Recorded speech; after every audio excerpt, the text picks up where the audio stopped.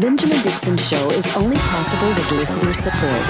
Go to www.patreon.com/The BPD Show.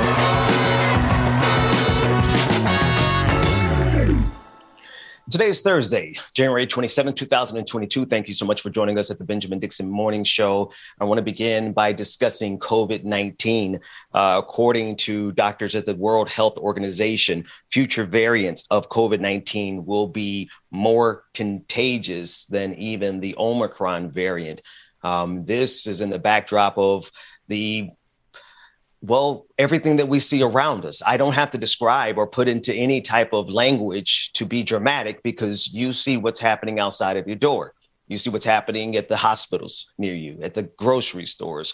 We have decided to run into the pandemic as a nation, right? And I use decided, obviously, tongue in cheek, but we have been thrust into the fire of the pandemic so that we can continue to go out and consume. I mean, I guess it makes sense if you have a 75% consumer-driven economy. Those people who make the money off that 75% absolutely could not imagine you not going to work or you not going to Hooters. And it's because of those simple driving forces, greed, that we have been thrust into the pandemic by all the people who are given charge to protect us. And because of that, we are now, and it's not only that, I got to put one more piece. And when I think of the World Health Organization, I think about the vaccine apartheid that is going on. The fact that here in the United States, while so many Americans are refusing to even take the vaccine, we are still hoarding and wasting all of the excess vials of vaccine when countries across the world, and particularly in the global South, developing nations, or rather, let me correct myself, not developing nations, nations that are recovering from colonialism. Those nations are pleading, not for free vaccines. They are pleading to purchase the vaccines, and yet the United States of America is hoarding it. All of those forces combined led us to the Omicron variant, which spread like wildfire. I believe they said the entire nation was covered with the Omicron. I've been around too many. There it is. I already broke it's that kind of morning. The Omicron variant. I'm so tired of people saying the Omicron variant. Is Dr. Mack here? Because I need to bring Brother Mack in, because now I'm thrown. The topic is issue, but so many people have said the Omicron variant. I can't honestly get it out of my head. It is the Omicron variant, Dr. Mack. It was so contagious that it spread in less than a week across the entirety of the nation. My concern is that the underlying assumption that a lot of people may be playing with right now is very faulty.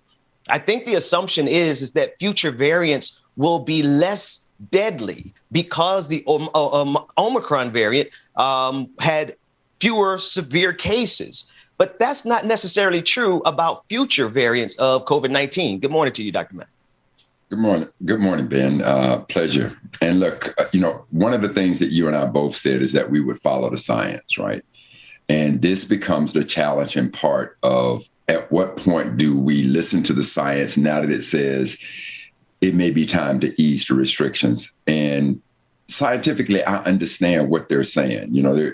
Basically the arguments are there's enough of us that have been fully vaccinated. There's enough of us that have been fully vaccinated and boosted. There's enough of us that have had at least one vaccination. And then Omicron, when it comes in, now you're talking about a variant that is not as deadly, but far, far more contagious. So if there was a variant to behave in such a way that could give us, quote unquote, herd immunity, it would appear that now may be the time. And I think in the case of the U.S., they're following that science, I believe. But on top of that, a lot of other countries are. You're looking at what's going on in Europe, because now they're beginning to ease their mask mandates, not requiring folks to show proof of vaccination, on and on. Because, again, Ben, that's part of the way that viruses work.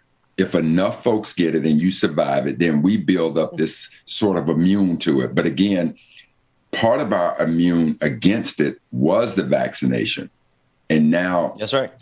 with this particular variant, as you said, is highly, highly contagious. But for those of us who have been vaccinated, or somebody who's already had COVID and got through it, now it's not showing as deadly of results. But, to your point about the capitalism behind this effort, and I'm not sure how I feel about it being, but J&J made over $3 billion off of its effort with the vaccine. Now, am I bothered by that? Ben, I got to tell you, I'm really not. As much as I can get and understand greed and capitalism, I mean, we should all think back to when COVID-19 was absolutely raging, and we're watching and hearing the staggering numbers of deaths. If they were able, and they made this vaccine in record time. So, truth be told, in this regard, because there's absolute proof in what they did, and who knows the countless numbers of lives that have been saved. You and I mean, even though I took the Pfizer vaccine, still the efforts that was put place by these great scientists, men and women, to come up with a vaccination, I don't think I have a problem with that aspect. Well, so to be sure, I don't have a problem. I personally don't have a problem because, I'm out here on the outer edge of these economic issues. But I don't have a problem with Johnson & Johnson and the rest of these pharmaceutical companies for making what they're making on the vaccine because, well, you know what? We're in the system that we're in and we need that vaccine. Write them the check. Let's get it done. I have a problem with all of the people in our political structures and all of the employers who exacerbated this situation by not doing what was necessary at the beginning, which was shutting things down, which was instituting mask mandates, instituting vaccine mandates. There was not the political will. And I guess they didn't have enough political capital, along with people who, they're really just people who made so much money off of this beyond the vaccines. You think of these testing centers. There was a report of a testing center that had, that got so inundated with tests that they just started faking the results. But they made the money off of it. I mean, people were buying. I mean, there's such a large economy around COVID-19. And the bad thing about it is let's hold the constant for the vaccine. Let's hold that steady. I agree with you on that. But all the other factors underneath it, they all contributed to the deaths of hundreds of thousands of people in this country. Ben, again, one of the things that we have to remember, what is our greatest strength in this particular situation also became our greatest weakness. And that is that we are a democratic society. We're not like China. China is communist. Again, when they say they're going to lock it down, they can lock it down. But here in this country, you just can't do it. So, I knew that when the variant hit and I understood what China was doing, there was much talk in political circles and in some of my circles with friends that are very much apolitical, who said that the reason why China is going to come out of this a lot quicker than we are is because they're a communist society. When that government, just like now, China is in the midst of a zero COVID lockdown, in preparation for the Winter Olympics coming and the likes. And now folks are saying, what is that going to do? Wall Street is now looking at it saying, if China is in this lockdown like that, what is that going to do for their economy? But unlike China, in this country, we can ask people to do the right thing, unlike a communist government who can absolutely mandate that you do the right thing. So, our greatest strength in this situation became our greatest weakness. And hopefully, now, what really hurt us, all things said, because I will say this, even in this democratic society, I was amazed at how many people did go in and go through lockdown and the likes. Our biggest problem in this particular pandemic, and let us never, ever forget this, our biggest problem is that negative 45 was at the helm. He was at the wheel. And Lord knows he, as the leader of arguably one of the most powerful nations to ever grace this earth, turned this pandemic into a soup sandwich. That's everything that you could do wrong, he did do wrong. And ultimately turned this into a political football. So you go back. That's the part. That's that part. And I think when history records this, You go back and just look at the videotapes, just listen to the words that came out of his mouth at the time they came out of his mouth. Oh, the Democrats are trying to make this into a big thing. There's maybe one or two people. We got this thing clearly under control. By the summer, it'll all be gone away. You go back and listen to what he did. And then remember, I think it was the Bush administration and the Obama administration that had a pandemic task force in place in his quest to undo everything that President Obama did. He also undid the pandemic task force, and it literally cost this nation. So let us not forget that is, and I'm saying Republicans and Democrats alike.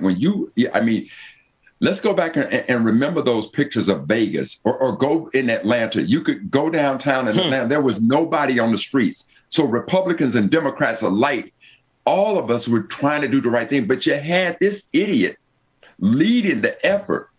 And now he began to make this pandemic a political football. And now everything about it is now that political football. Well, also, but then also you have the other faction, right? You have the ivermectin bros, the people who got out there, and the hydroxychloroquine first came from Donald Trump, which echoes exactly what you're saying, Dr. Mack, right? So the idiocy of the Trump administration, him getting rid of the pandemic response team that was underneath Barack Obama, all those things set us on this trajectory. What happened after Donald Trump did his part was, the money incentive did come in because the ivermectin crew, the so-called frontline doctors, they got out there promoting that and people start taking that. And there was a lot of money made off of that. There's a lot of fraud in the testing centers, people buying cars with the money and they're not even getting results to the people who came to take a test. I mean, there was so much greed at the core of the empire that goes beyond the vaccine, that goes beyond all the rest of it. All of those factors combined with it, not the least of which not being the vaccine apartheid, us hoarding the vaccine. All of those factors combined really got us to where we are, where we really don't know what this next variant will be like. I am with you. I am tired as anyone else of this pandemic, but we're following the science, and if it could get worse, then we need to do things now that are unpopular. I know. Just one last thing because I want you to comment on this too. I hear you when you say communist China versus the United States in terms of being able to manage this pandemic. The United States is as authoritarian as it wants to be. The United States has the ability to look at the police state. When they don't want you to do something, when they want you to do something, this country knows how to compel you. They know how to incentivize you, and they know how to use force. And so I don't know if that's a good enough excuse for the United States, because they have circumvented democracy plenty of times in the past when it suited their interests. Yeah, Ben, I don't argue that, but you cannot tell me the last time that there was a national curfew in this country. Has there ever been a national curfew in America? No. In China, the suspension of habeas corpus was probably the most radical thing we've had on that level since then during the Civil War. So outside of that, I can't think of anything. Absolutely. So again, when you see, for me, all of the side drugs, when -45 started when he treated this pandemic as it was nothing more than a common cold. Yeah. When he went down that path, it now became Democrats versus Republicans. It was no longer about the seriousness of what this pandemic was about to do. He absolutely, when you take that first step, and he took many, many steps that just absolutely put us on the road to devastation, which is what we saw. I will, of all the things that have happened now, I will never dismiss his absolutely key role in making this a horrible, horrible situation. Now, I will say this to you, Ben. I know a lot of folks. I got a very good friend who his mom and dad were just absolutely beautiful folks. So I know a lot of folks. We both know some people, a lot of people who have died from this situation. Ben, listen, the truth be told, if this is what it takes for me to survive, for my family to survive. I'm not tired of it. It's just the way it is, man. We just got to keep on pushing. Because we have to do the right thing. Otherwise, I don't want to wake up in the morning and then somebody tells me Ben Dixon is gone. Oh, no. I'm going to grab that back out the atmosphere. You do that. And so let's not even speak about being tired. That's right. Let's not even speak about that. Think about what measles and all those other diseases did to communities. The Spanish flu, when that thing came in, that thing was killing folks, and we didn't have the type of medical advances that we do today. So no, I'm not tired. This is what nature is going to do. If anything, what we better be doing is trying to go back and relive this situation over and over again and make sure that we got a much better playbook, because the next time one of these situations come around, and now that you got everybody wants to start talking conspiracies and here we go again, well, that next one might be, as you started to show off, it could be far more deadly. And if America takes it the way Trump started it, that's it. Oh, heaven help us. That's right. We're in some serious trouble if that's the case. I actually absolutely agree with that, Brother Mac. We can't. Just so many people are gone. We gotta tighten down and do what we have to do to protect our families as much as we can. I saw one tweet, and I want to move to this next story, but I saw one tweet from a doctor who basically kind of bust my little bubble. She said, at this rate, the pandemic's not going anywhere, so adjust your lives accordingly, was the sentiment. And I was like, well, but we have to continue to fight. We have to continue to fight to protect ourselves, as if that's the case, because if the rest of the society continues to mishandle it the way they are mishandling it, then we are going to have to be vigilant for a very long time to come. Yeah, well, I do believe that we, the light at the end of the tunnel is just that it's a light. It's not the locomotive bearing down on us. I do believe that based on what we've done. But Ben, let's you and I lean on each other, and hopefully all of our viewers can lean on each other. Don't be tired of this thing. We survived this thing. I get it. And trust and believe the next time something like this happens, and maybe we're much, much older, we'll be able to pass this lesson on to our children and our grandchildren on how to survive this thing. And it's going to take fortitude. And right now, we have been a stalwart people, as we have been since we've been in this country. So let's continue that fight on, my brother.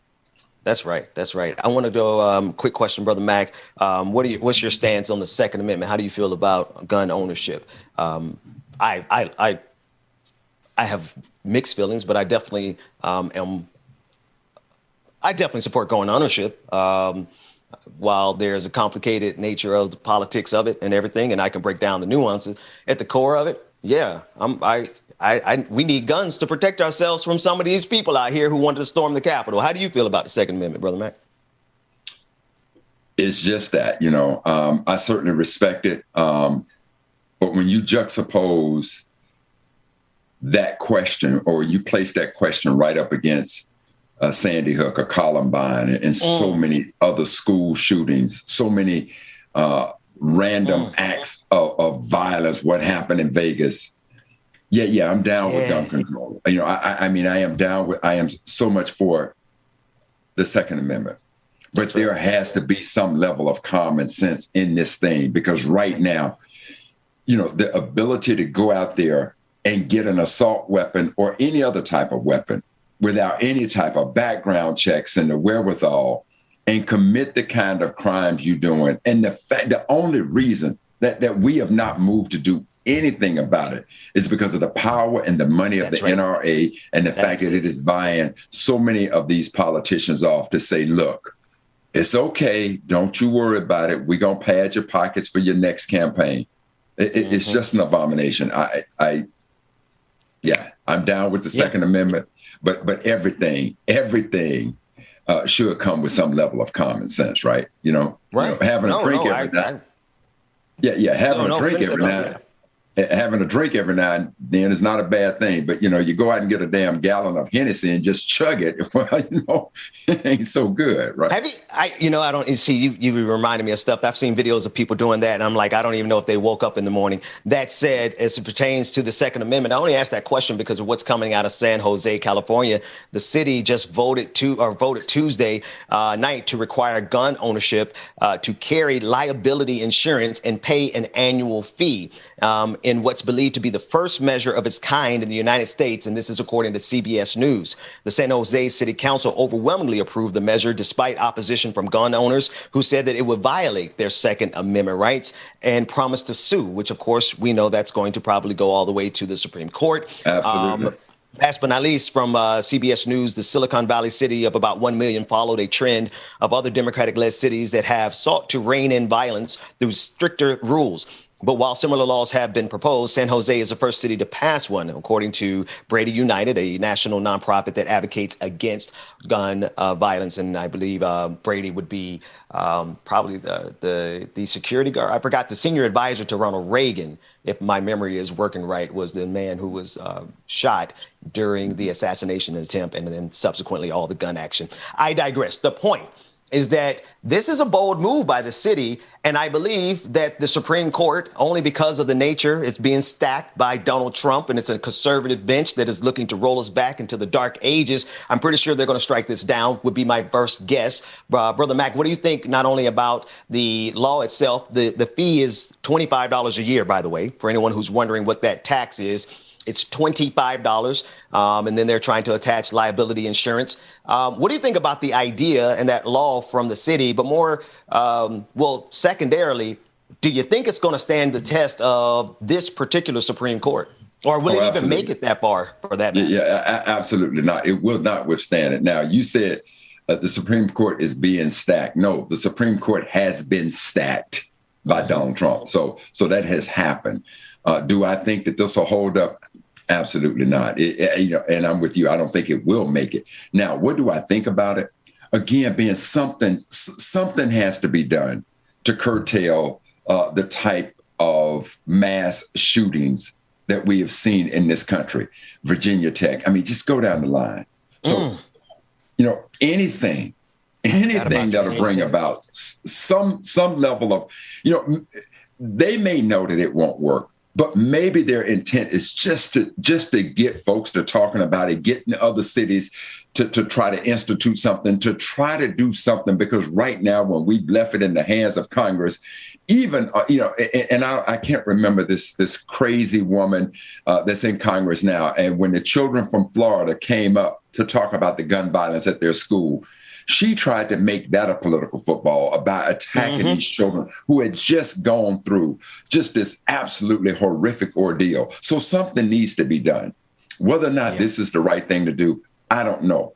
But something needs to be done to try to balance not violating the Second Amendment rights, but at the same time having some level of common sense so that these guns are not getting in the hands of these crazy folks, and then they can go do what they do. Rittenhouse, for instance, the gun he had when he shot and killed folks, it wasn't legally obtained. We got to bring some level of common sense and just human decency to this very, very complicated issue. That's right. Absolutely. I'm very interested in seeing how this particular story pans out. We'll be watching it and covering it because I really think it is. Well, the article itself said that this is the first piece of legislation of its type.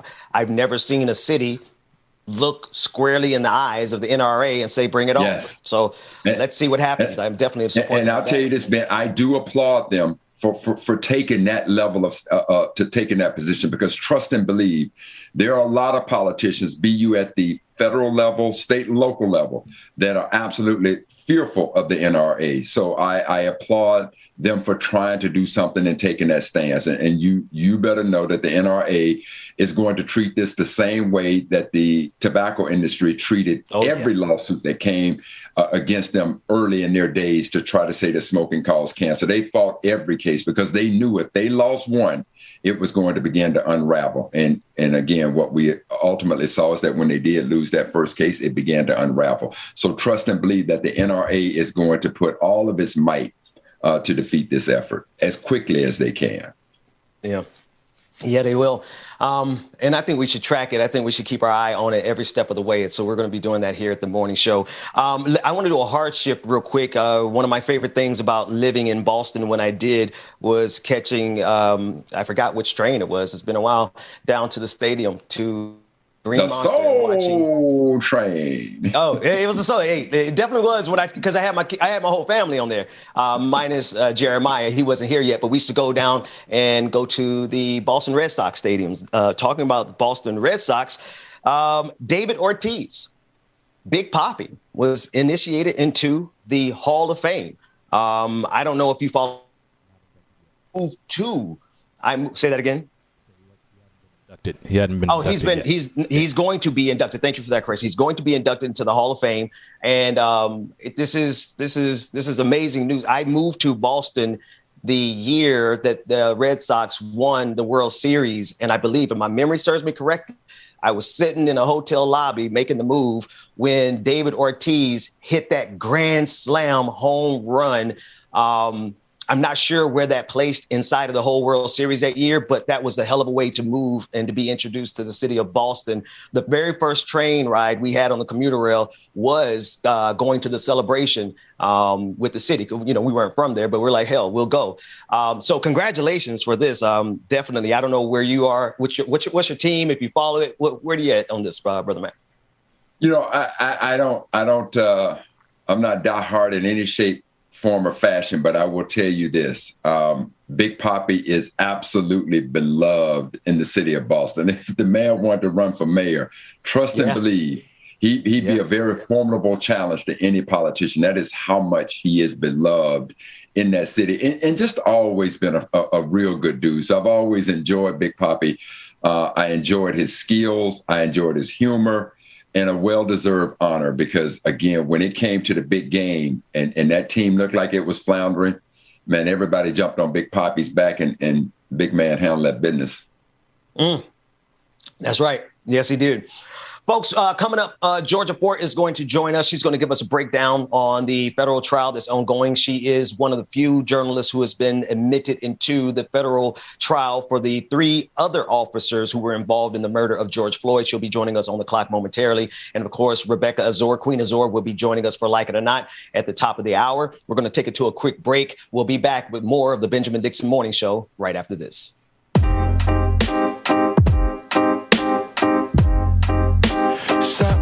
The bite, the button, yeah. The button, bite,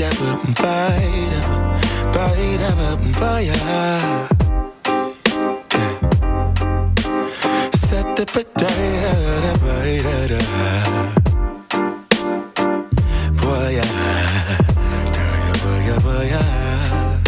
sunlight that always stays, dinner by the waterway. It's that sweet life. Raise your cross. Made some dude crack a smile. He asked if I could stay a while. I'm living that high life. Time to catch a flight, but you can make me go. Unlocking all the memories of my new home. Ventilated echoes playing to and fro. To and fro. Back and forth, yeah. Caught some kids dancing in the alleyway. Crazy how the melodies began to play, yeah. Tell me how you feeling when you hear the lyric, yeah. My heart's in Stockholm. Now I never wanna go home.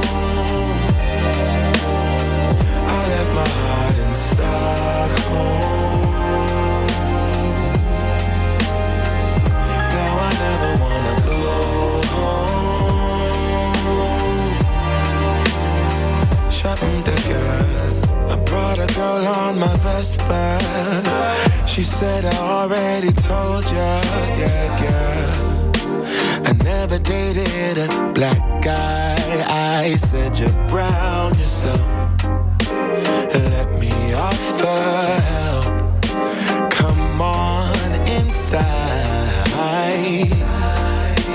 where everybody knows your name, everybody knows your name. Time to catch a flight, but you can make me go. Unlocking all the memories of my new home. Ventilated echoes playing to and fro, back and forth, yeah. Caught some kids dancing in the alleyway. Crazy how the melodies began to play, yeah. Tell me how you feel it when you hear the lyric, yeah. My heart's in Stockholm. Now I never wanna go home. I left my heart in Stockholm. Now I never wanna go home. Separate again.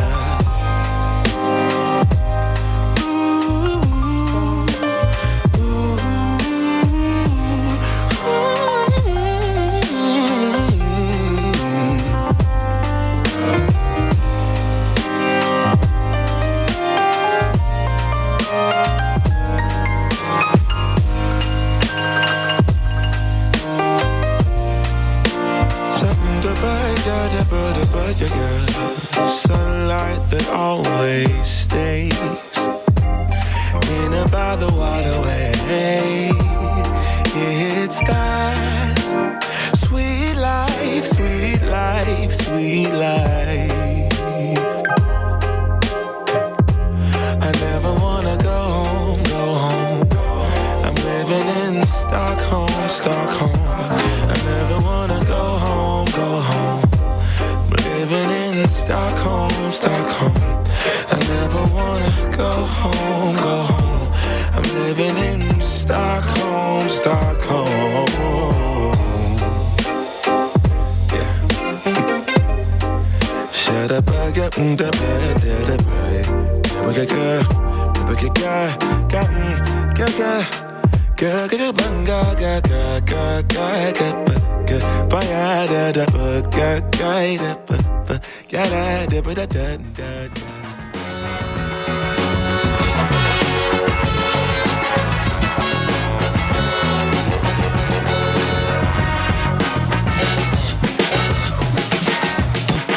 The Benjamin Dixon Show is only possible with listener support.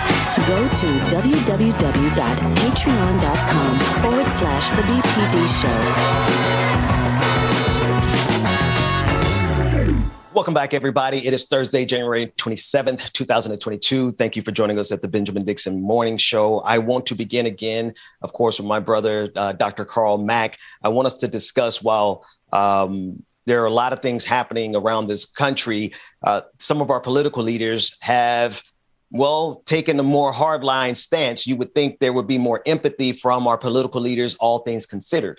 That said, I want us to take a listen into a clip from Wisconsin Republican Senator Ron Johnson as he's discussing reducing childcare costs, a very important issue for parents of every race, every demographic. The cost of childcare is exorbitant. Just to give you context, when I did live in Boston, Brother Mac, I paid more in childcare than I did rent, and rent was absurd. I think I was paying somewhere around $2,400 a month for childcare for 2 children. I'm sure you have kids, so you've experienced this. Everybody understands how much it costs for us to care for our children while we go out to work. When he was asked about this, the Republican senator from Wisconsin said he never felt it was society's responsibility to take care of other people's children. Let's listen to this very short clip. People decide to have families and become parents. That's something they need to consider when they make that choice. I've never really felt it was society's responsibility to take care of other people's children. Brother Mac, not to make a mountain out of a molehill, but for a sitting senator to almost say that he feels no social contract with the people over whom he, presides, that's kind of sociopathic. But I guess it's par for the course for some people. Ben, do you know how much the United States spent in 2020 on its military? Somewhere around 250 billion? You're way off, Ben. Where is it? Almost $767 billion. Billion. Oh, I was off by half a billion. Half a trillion. Okay. $766.68 billion is what we spent on U.S. military. In 1 year. In 1 year. We don't spend a fraction of that for education. And as much as people want to talk about how important and how valuable our children are, we don't come even close to that. So to hear him say that just speaks to just how out of touch he is. And most folks, when they get into positions of power like that, you know, I really don't have an explanation for it. I do not. Well, I think what it is, I feel like a lot of people, a lot of our leaders, to be specific, I'm noticing a language shift. There was a time when there was this thing. Do you remember the compassionate conservative? Now, I always knew that was BS, but at least they tried. Back with George W. Bush, they tried to pretend as if there was a train of thought in conservative ideology that was compassionate.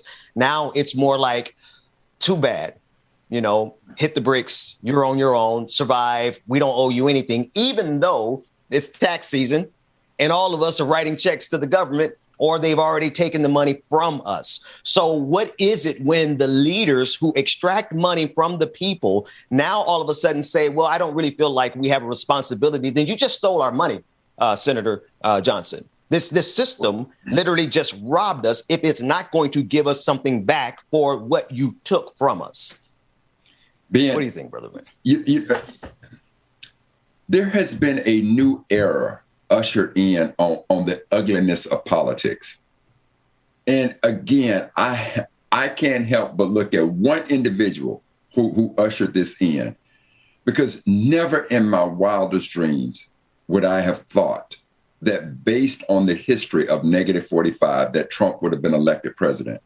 And I am of the utmost in my belief that when the Republican Party saw how strong and how much support that he had, that he garnered, and he still has, because it's not the Republican Party anymore, it is truly the party of Trump. They all decided, the hell with the playbook, and now we can say whatever it is we want to say. Because even if the one party or the other was against a situation, they still found some diplomatic way to say it. And nobody, what he just said is tantamount to being out on the political trail and the mother holds up the baby. Every politician knows, I gotta kiss the baby. This man, on the other hand, man, get that child out my face. That ain't my child. That's your. I just the insensitivity that is being ushered in due to the antics of -45. I don't know how we ever get back to a level of, let's call it diplomacy, if you will. But I don't know how. I just think it gets far more ugly as we proceed. Yeah, until voters speak up and say we're tired of that nonsense. That's well, and then that's what that's the other side of their equation, right? So they're coming out with this belligerent. They're riding on the wave of Donald Trump without question. They're riding on the new revelation that they have. What they learned when Donald Trump became president was that they can get away with anything and go all the way to the White House. They can march up the steps of the Capitol on January 6th and not be held accountable. Now, if you tell somebody they had that much freedom, what do you think they're going to do next time? They're going to do it again. They're going to try it again. But I digress. The point is, they saw in Donald Trump the way that they could have all of their bigotry out front and center. Every little idle idea that they should have checked with somebody about, they're now saying it on TV and on radio and on the internet. And they feel empowered because of the belligerence of Donald Trump. And now here we are. Yeah, go ahead. And being not only that, but now that they're understanding just how much they can get away with, they're looking back to yesterday and looking at the tactics used yesterday in the case of voter suppression. I know we touched on it just briefly yesterday. But again, in the state of Virginia, I want people to understand this. In 1901, there was only two groups of people that could vote, or one group of people that could vote, and that was men. So let's say black men, white men. In this particular case, in 1901, the state of Virginia, in order to suppress the vote, decided to invoke a law that says a literacy test, that you had to prove that you understood the Constitution. And in addition to that, they put $1.50 poll tax. Now you go back to 1901 and think about what $1.50 meant to cast a vote. That's right. As a result, when they compared the election, the gubernatorial race of 1902 versus the gubernatorial race of 1905, now that they put these suppressive measures in place, they were able to take away 88,000 votes. And now, today, they're looking at that same thing. Now that Negative 45 has come out and showed them a playbook, a blueprint on just how reckless you can be, how you no longer have to be politically correct. Now they're turning back to that. And so when you take a look at these voter suppression efforts that we're seeing today, because of what happened in your state, where you turned Georgia from red to blue, they are absolutely hell-bent on doing anything and everything. If it means telling folks, I don't care about your child. If you made the choice, you deal with it. I don't care about your vote. So Ben, I got to thinking about this. Two of the most powerful things that we as a folk can have is education and the power to vote. And these fools are on the attack on both of them. That's CRT and voter suppression. That is their tactic. That's exactly it. They're trying to hit it on both sides. There's a story also. There's a whole lot with the CRT story of some books that are now being banned across the country. And those books they're being banned because of that legislation that governors are signing into law, giving parents their right to challenge, et cetera, et cetera. So we are facing this on every aspect, every angle. That so-called compassionate conservative of old has turned into more of an authoritarian conservative. And that's what we're dealing with. A few minutes ago. Go ahead, brother. Ben, think about what you just said. There are books that they're talking about banning. That's it. Are you kidding me? No, Next thing you know, Ben, they're gonna take teachers who are teaching Black history. They're gonna burn them at the stake. That's brother man. It's just unconscionable to me.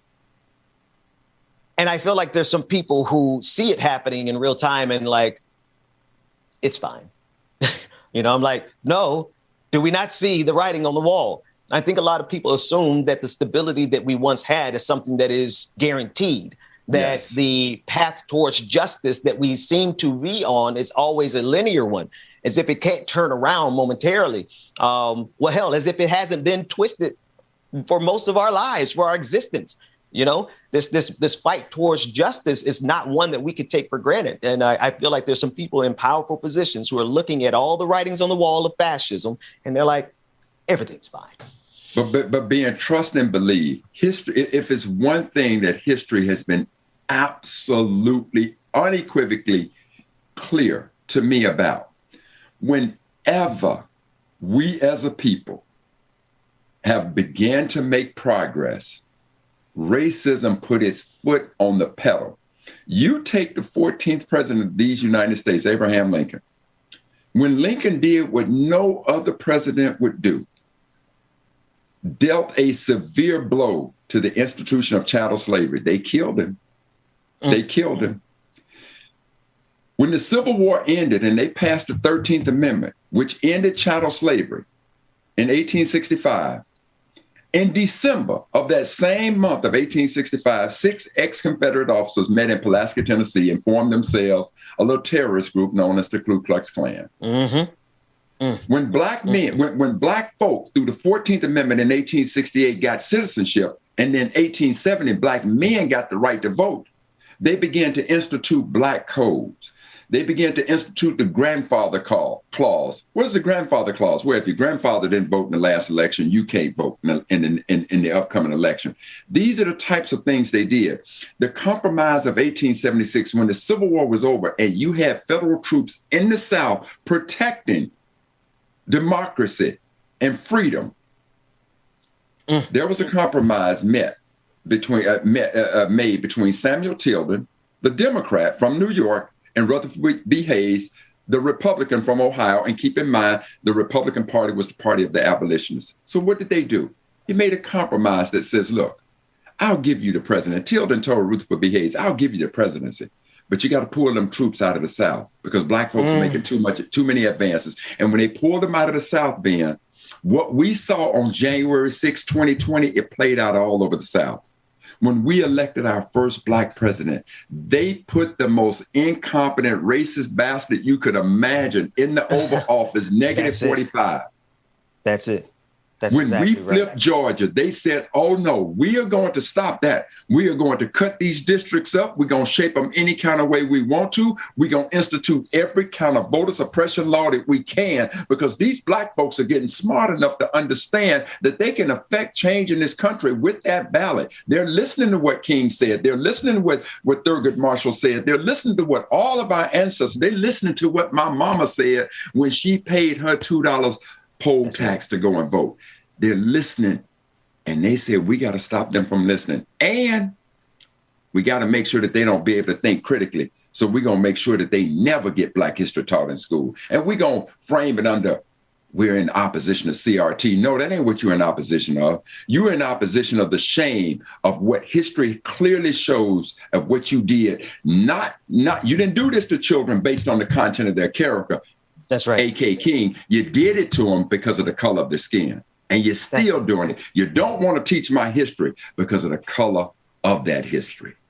That's right, Brother Mac. That's and at the end of the day, as much as this country tries to convince us that there is not a color, that they're colorblind. I don't care how many times they scream it at the top of their lungs. We clearly know that's not the fact. I want to no, it's sobering. Honestly, when you slow down and you really think about the absurdity of the proposition of this country, and they try to tell us that everything is fine. One way we know for sure that go ahead, Brother Matt. No, please. I'm sorry. Go ahead. I was going to say one of the ways we know that everything's not fine is if we look at the Supreme Court. We talked about them earlier. I want to talk about Supreme Court Justice Stephen Breyer, who is planning to announce his retirement. He is going to retire after serving for more than 2 decades on the Supreme Court. His retirement paves the way, of course, for President Biden to appoint a new Supreme Court justice. Now, this obviously takes us right back to the last Democratic president who had an opportunity to make an appointment. And we saw exactly what happened when the Senate used what they do. That, you had Mitch McConnell refuse to give that last confirmation to President Obama and held it out for Donald Trump, which is why the court is packed right now. But this is potentially really good news if the president can get his pick nominated and start bringing some balance back to the court. What are your thoughts on this? Well, Ben, I've always contended, I've always had my version of what happened with that pick with President Obama. And you're far more politically astute than I. So I want to run this by you and get your thoughts on what my thoughts are of what happened. Obviously, President Obama had the pick to appoint a Supreme Court justice. Mm-hmm. And of course, they started their stall tactics not to make it happen. And I don't believe that President Obama fought for it hard enough, because by this time, keep in mind, you got a presidential election taking place, and the two candidates are Donald Trump and Hillary Clinton. And remember, during that time, Ben, there was all sorts of negative news coming out about Trump. Now we got the videotape where you're hearing Trump talking about, I grabbed the coochie.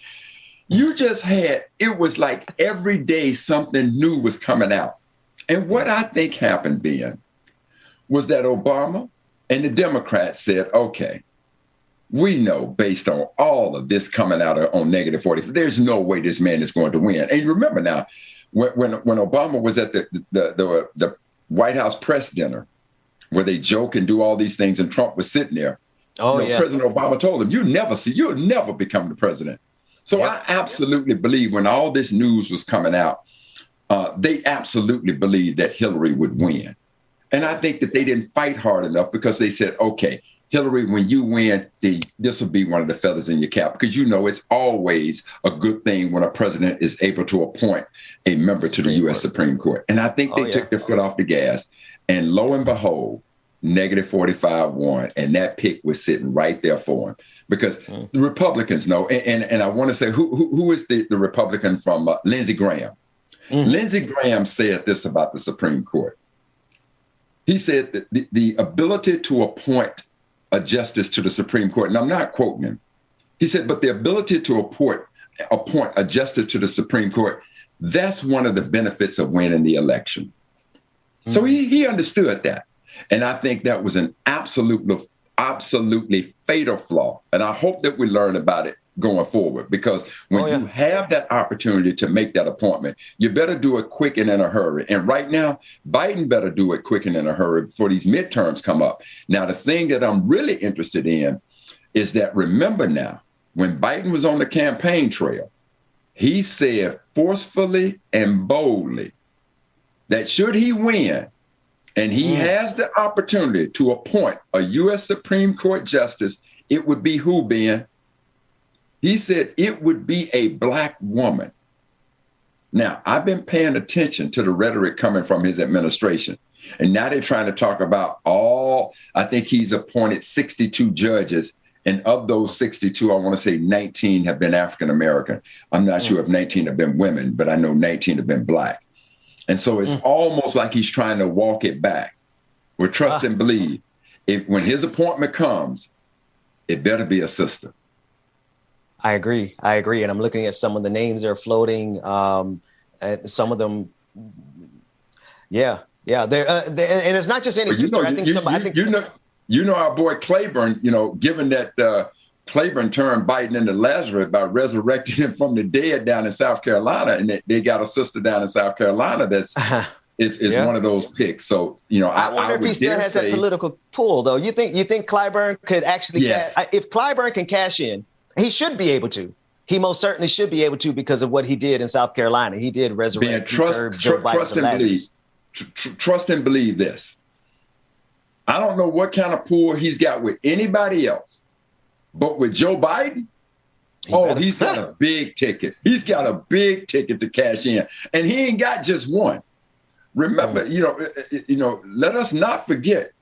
Biden was almost, if Biden didn't win South Carolina, he's done. Done.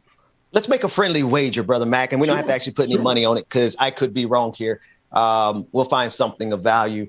My bet is that if Joe Biden decides not to pick a Black woman, he's going to send Jim Clyburn out to tell us to. That's going to be my bet. How much you want to bet on it? That's just my take. I'm so glad we don't have to see eye to eye on this show. We can back and forth. But that would be my bet. Have at it, man. I don't know. I tell you what, though, if he does not choose a Black woman, again, these are his words. Trust and believe that we are going to link the failure of breaking that promise right there with the failure to get our voting rights protected. Come on. While you try to throw us a bone with making Juneteenth a national holiday. Oh, boy. Now you're talking. Okay. Now we're cooking with hot grease around here. Brother Mac, do you have your Google Assistant on?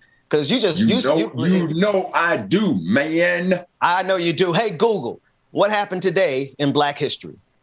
Well, it didn't hear you, so I think it wants me to help it out. Hey, Google, what happened today in Black history?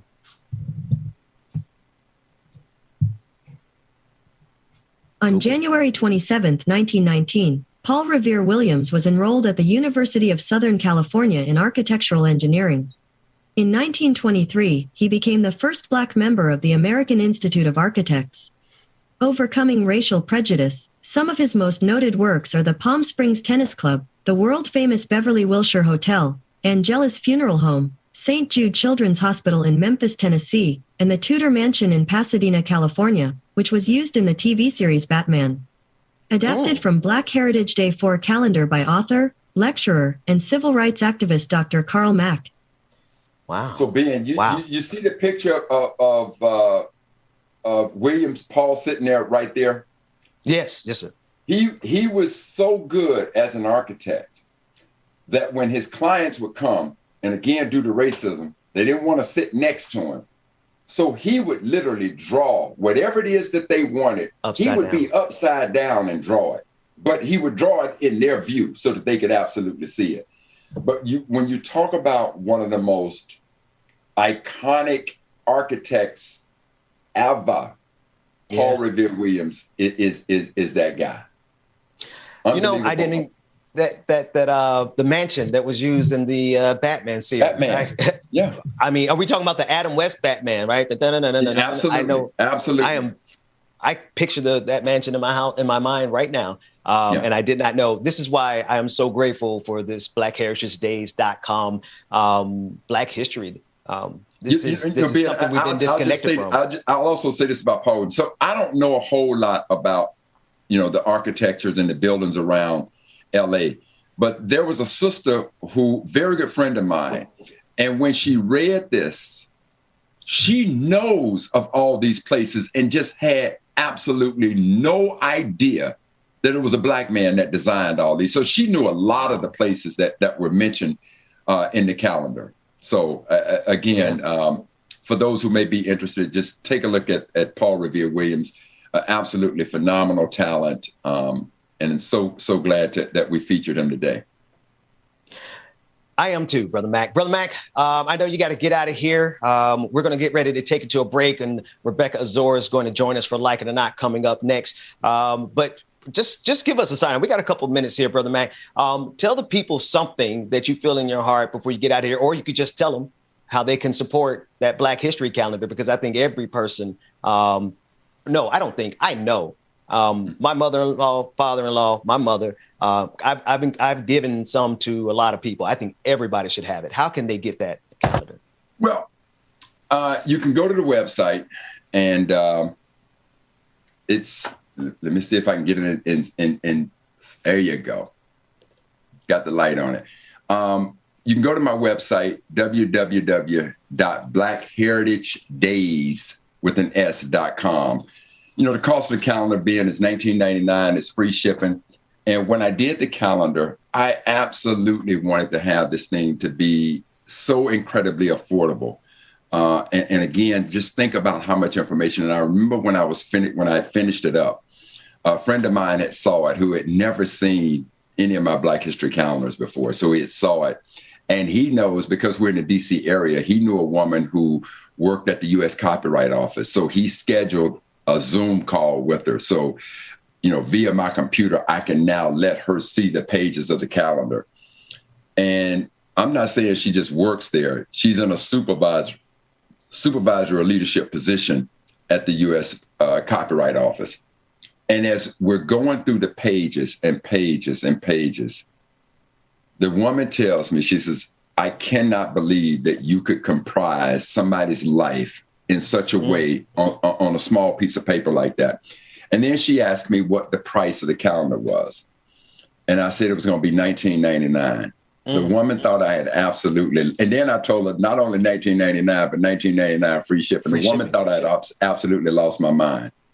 And I'm very sure that I have my mind, because I have been able to balance the business aspect of this with the responsibility of teaching and the legacy of Dr. Carter G. Woodson, who is the founder of Black History Month, when it started for the first time in 1926, when he chose the second week in February in honor of two men, Abraham Lincoln, who was born on February 12th, and Frederick Douglass, who was born on February 14th. So in the spirit of Dr. Woodson, who asked us as a people to set aside some time and learn our history, he didn't care if white folks or white America ever adopted it. He was speaking specifically to us to learn about us. And I'm sure, Ben, that right now, Dr. Woodson is smiling down on you, as I am, because you have made our history a part of the Ben Dixon Show. And for that, I am so very grateful, my brother. And I love you, Black man. Hey, man, love you back. And I am honored to have it. It is something that I use. I use that calendar every day when I homeschool my kids.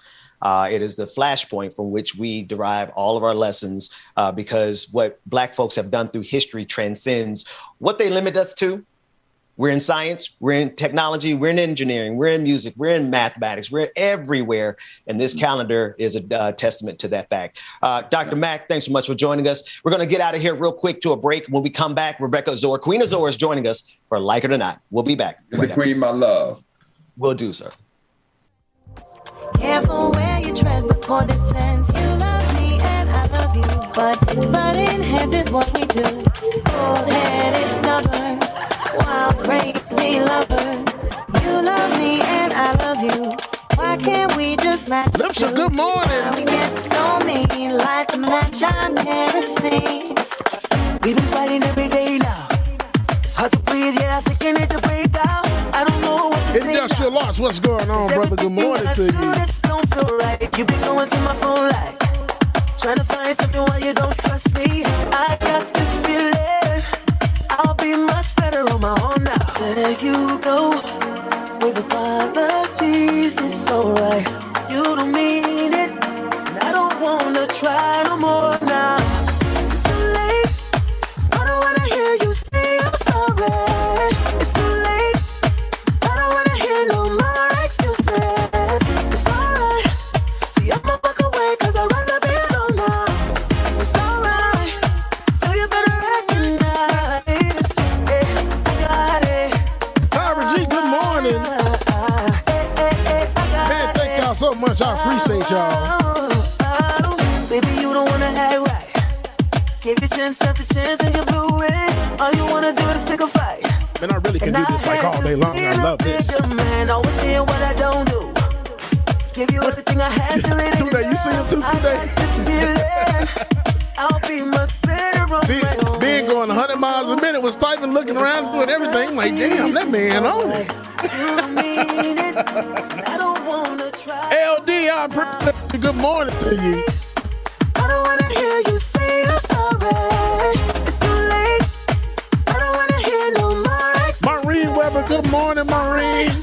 See, I'ma walk away 'cause I'd rather be alone now. Lily, love you too. Ill Hustler, good morning, Ill Hustler. Recognize. Green, you saw them little fingers was gone, wasn't they? I got it. Girl. Your apologies. It's over, you and me. So say you're sorry. It's too late. I don't wanna hear you say I'm sorry. It's too late. I don't wanna hear no more excuses. It's alright. See, I'ma walk away 'cause I'm Luke, oh, brother. girl, you better recognize. Looking at me that way, I know what you're thinking. You mad, wanna leave, don't walk out. Round and round we go. Maureen Weber, I did. Thank you so much. Greatly appreciate you. Kinda hard to stay, but think about everything that we have now. Yeah. Baby, it's too much to lose. Right now, it's hard to see. Ill Hustler, shout out to you, Ill Hustler. We are love, light, and prayers. We'll stay tonight. Anything that we can do, let us know, all right? Come on, baby, You mean it. tonight. Don't go, promise you I'll make it right. Girl, let's just sleep on it for tonight. Let me change your mind. When the morning comes, I wanna wake up with you, 'cause you're the only one I love. Come on now. How could I mess this up? You're the best thing ever happened to me. Girl, I finally see, yeah. I never even knew how much I really need you. Yeah, y'all please show Ill Hustle some love in the chat room. Lost their father yesterday, so please show some love in the chat room. We have now. Yeah, baby, it's too much to lose. Right now it's hard to see, girl, just close your eyes and tell me that you will stay tonight. Come on, baby, stay tonight. Don't go, promise you I'll make it right. Girl, let's just sleep on it for tonight. Let me change your mind. When the morning comes, I wanna wake up with you.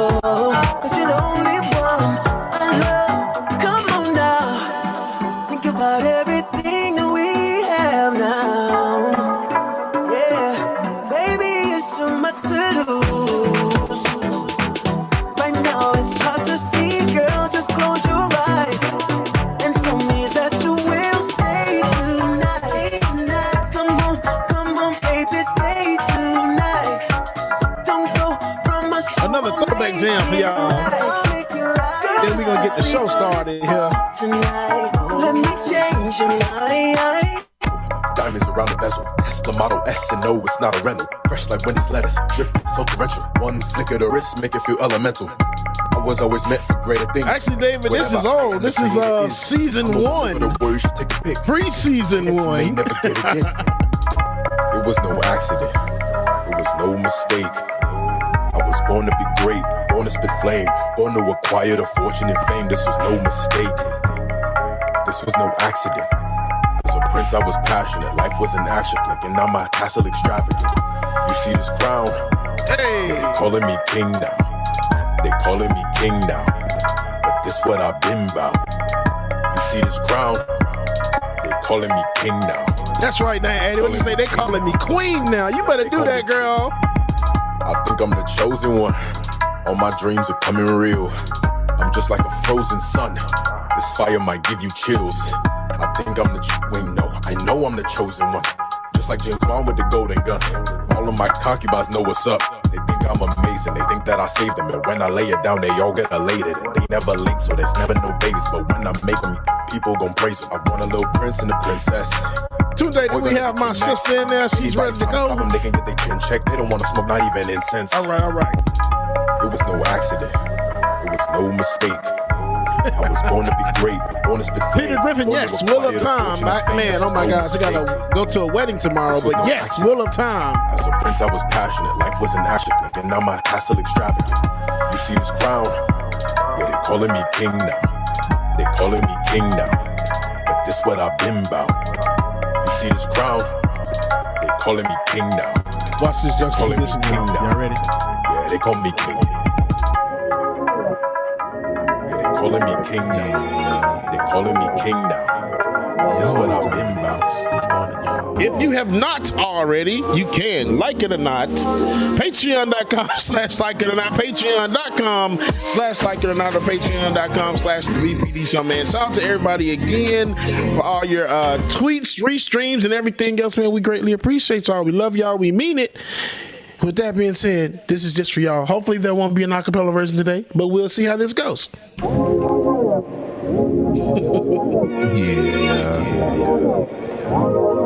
know what time it is. Good morning, y'all. And shout out Jeremiah Schaefer, who said he just joined Patreon a few minutes ago. Shout out Jeremiah, we appreciate you. 9 a.m. to 10:30, yeah. Like it or not is on your channel, yeah. Politics and culture is we change scan like we're supposed to, yeah. I forgot to send a link to my mom's we get to choose what gets the views. Like it or not, with Queen Azora, it's starting now, so stick around. Like it or not, it's going down.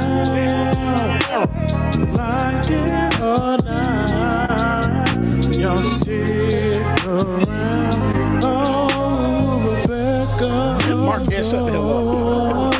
It's coming through. You know she got us. Yeah, it was Tyrese. I think I'm Bubba, and I sang like Bubba with Tyrese mixed in. That's my dog. This is his show. He's a politics pro. I am your DJ.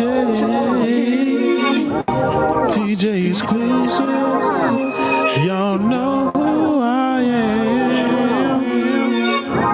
I stay dropping them jams. Jam Boulder, you know I got like it or not, it's going down. Like it or not, y'all stick around. Oh, like it or not, it's starting now. I was about to pour the coffee on it, and then I thought I might know it's hot. Like it or not, it's about to go down.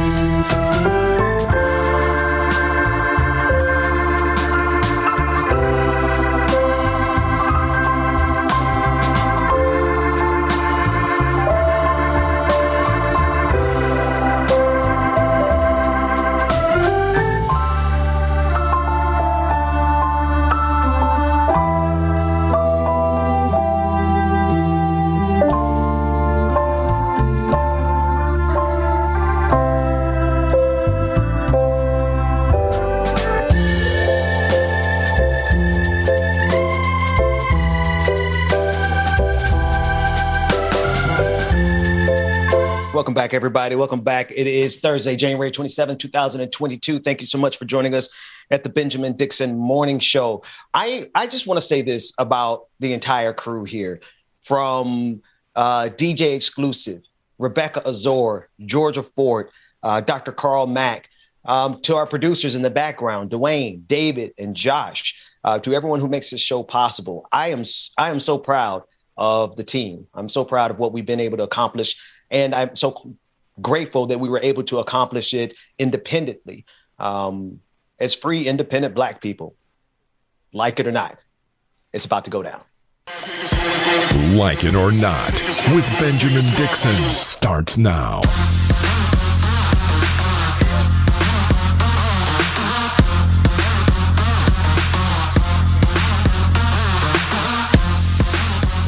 To the people, Rebecca. Good morning. Good morning. Good morning.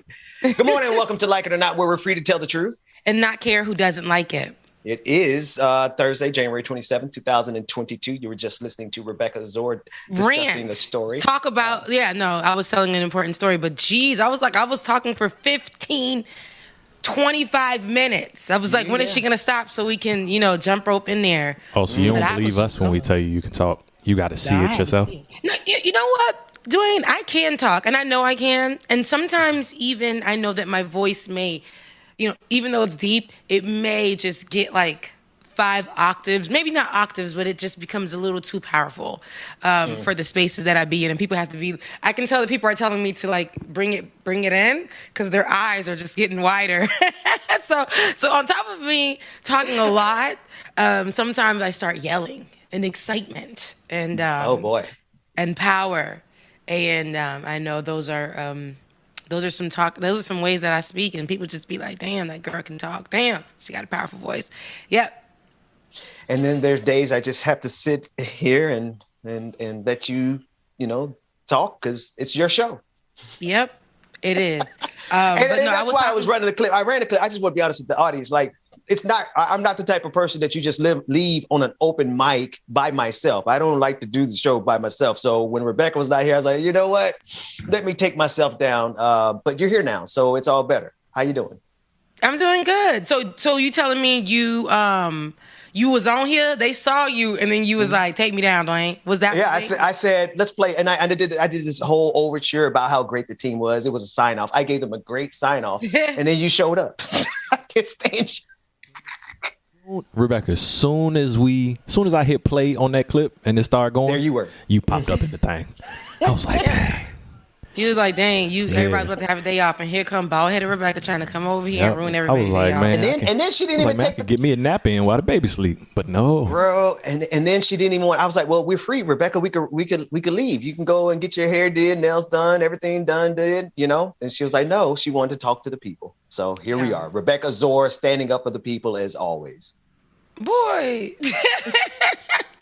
that's all right. Listen, I mean, there were a few things that I wanted to discuss. I know you guys touched on a few of those things earlier this morning. And see, people calling to check in on me because they ain't see me on the show. They see you. They're like, what happened, Rebecca? Where you at? Yeah, where you at? Because my why you wearing the same thing you had on yesterday? That's what they were saying in that when they saw that video back to back. They probably did. But there were a few things I wanted to touch on. I know Josh just dropped something because now the name Josh is going to be said because David is off right now. But Josh just dropped something in the chat, and I think that we should discuss that just a little bit. I want to get your point of view on this particular, Ray J, who went and spent the afternoon with Donald Trump in Mar-a-Lago. I think on business. Some business stuff. So it says entrepreneur Ray J spent Tuesday afternoon with former President Donald Trump in his Mar-a-Lago club. Not the One Wish singer. Who wrote this? The One Wish crooner's longtime manager, David Wintrip, confirmed that Ray J sat down with Trump to discuss initiatives he would like to execute for entrepreneurs and young business professionals, as well as to help raise awareness for various political issues that he's passionate about. Ray J told Page Six, "I've always admired and respected his business acumen. Our conversation was about job creation, encouraging small business development, and how information technology plays an important role in the future of our economy." He continued and he said, "We also agree how important an educated workforce is, as well as the critical need of developing young people." He said, "I'm ready to get started now." I just, and Dwayne, I don't know if you can pull up the image from the link that he dropped. I just know Ray J got too much money for his suit to fit that badly. You know, my suits fit badly because I ain't got no money. He got plenty of money. He's, you know, but to the politics of it all. Now I was looking at it. Yeah, like, bro, tighten them, you know, get them slacks tailored, bro. I digress. The thing is that you don't admire folks who are successful simply because they have money. Donald Trump started off with $1 million loan. I don't know a single black person in the history of this country that got $1 million loan from their daddy. And then everybody looks at him like he's some kind of genius. He's not. He went bankrupt, 7 to 14 times. What part of the business are you trying to get? What kind of the game are you trying to get? Oh, the hustle. I know better hustlers in the ugly corner down in Pompano. So I really don't see a reason for Ray J to have done this, especially when you consider everything that Donald Trump really is. Now, we did not know how bad Donald Trump was going to be at the beginning of 2016. We had an idea. We were disgusted. We were pissed off. Chrisette Michele sang at that inauguration, ended her career. We're on this side of it now, Rebecca. We know exactly who the hell Donald Trump is. Ain't nobody canceling Ray J like they did Chrisette Michele. Well, ain't nobody canceling Ray J like they did Chrisette Michele. Ain't nobody canceled Kanye West like they did Chrisette Michele. Nobody canceled Travis Green, who is one of the biggest gospel singers out, who played the guitar and accompanied her on that song either. That's problematic for me, but that's another day. It ain't another day, it's right now. But I think that a lot of these people do meet up with Trump thinking they can do some changes. We didn't even know when Chrisette Michele saying that with him, that it was going to be what it was, like he was going to be what he was going to be. We already knew he was trash. We already knew why he was in the White House. At the time, it was more so, why is a celebrity in the White House, right? And we know that he was pushing for these, the border, the Mexican border being sealed up and keeping Mexicans out. We knew that, but he wasn't the only one saying that. We had people who were already seated who were saying that. And I'm not giving Trump a little pat on the back, but I'm just saying, watch me now. I gotta say it how I feel it, like Sarah Jakes be saying. See, listen, I really look at this as before Trump even took office, so many of our faves partnered with him for business purposes. Okay, they did. This is facts. So I think that because he's out of office, some people are feeling like, okay, it's safe to go back to this rich man, partner up with him for businesses that may be able to help communities or whatever. At the end of the day, he's still trash. The man is still trash. That's just how I feel. Can he help? I don't know. So, when Kim Kardashian has partnered with him, she's only gotten bigger. He's actually assisted her in helping get black people free. I think it's almost to make a point. You know what I'm saying? And I don't really think anybody should be partnering with him. I don't think anybody should be partnering with him. Some people are partnering with him. Good things are happening. Some people are partnering with him, and that's a strategic move. Exactly. We covered that story, and I think it was a mother. I can't remember the mother's name and there was a couple of people, but the one I'm thinking about in particular was the mother that Kim Kardashian partnered with Donald Trump to get her free, the black mother that they helped get free. And to that family, Donald Trump is probably one of the best presidents in the history of this country, because he literally freed their mother, their black mother. I have nothing to say to them, but other than I'm glad y'all mama is home, Now I turn my direction back to Donald Trump and I say, F you, dude. 800,000 people are dead right now because of the trajectory you set us on. Kiss my black ass with your shithole country comments. Like, I do want to ask black people, where's your pride? Where's your dignity, Ray J? At this point, I'm not even talking about the people who made this mistake before. Because before Trump became president, he was the big brand. Trump Towers, Trump's steaks. God forbid you ever ate a Trump all steak. over Palm Beach, where I'm everywhere, from. right? So he was a brand. It makes sense, right? But if y'all cancel Chrisette Michele at the beginning of Donald Trump's presidency, what about all these other people who what Donald Trump is now? I don't care. There's no business good enough for me to sell my soul.